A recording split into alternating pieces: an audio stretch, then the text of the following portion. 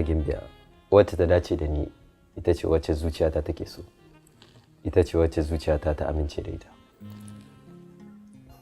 wanda idan na zauna da ita zan kasance cikin farin ciki da annashuwa, wanda komai ɗinta yake birge ni, daga siffofinta zuwa motsinta zuwa dariyarta, wanda da zarar na ji muryarta zuciyata har narkewa take yi. Dakata, ban san ka da irin waɗannan maganganun ba Abba, a ina ka koyo su? Ba koyinsu ake yi ba ranke daɗi, zuwa suke yi. Wani lokaci ma ba ka sanin a yaushe zuciya take tunkuɗo su kuma ba ki ambato su waje. Idan har kana son yadda da kai, goyi bayanka, sai ka gaya min hujjojinka. A shi bakin tsaye da Rabe?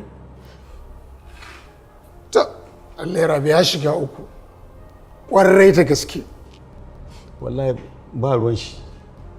Kar ku yi mashi komai.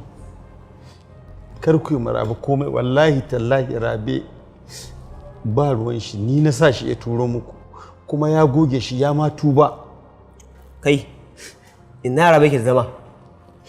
Wallahi ban san inda yake ba. Ni fa rabona da Rabe. Wallahi na da rabona da Rabe. Ban san inda yake ba. Zan sauke maka shi wallahi sun matallahi Allah.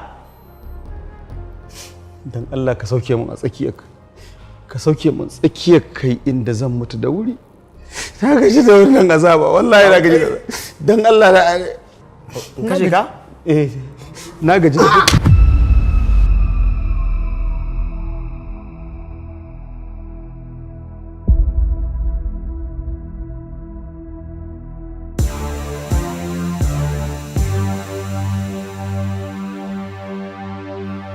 yanzu dama ashe kai ne wanda ka haddasa dukkan fitintunin da suka faru a baya, ka ja mana zagi har aka raunata wasu, zukata suka shiga rudani, hankula suka tashi.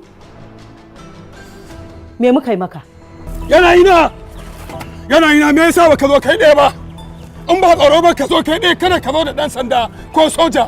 Na rantse da Allah na sai na maka dukan kawu wallahi. Calm down, mai gida bai zo nan da niyyar hayaniya ba. Calm down. Kai da Allah malam kaka ƙara buɗe mun baki da shi asalin ogan naku nake, ba da ku ba bayi maziga makwangwara masu zuwa lahira da kogon dambu duk sai na yi maganin ku wallahi tallahi. Inda wani shege da ya isa ya hana ni shiga gidan nan yau in gan shi wallahi.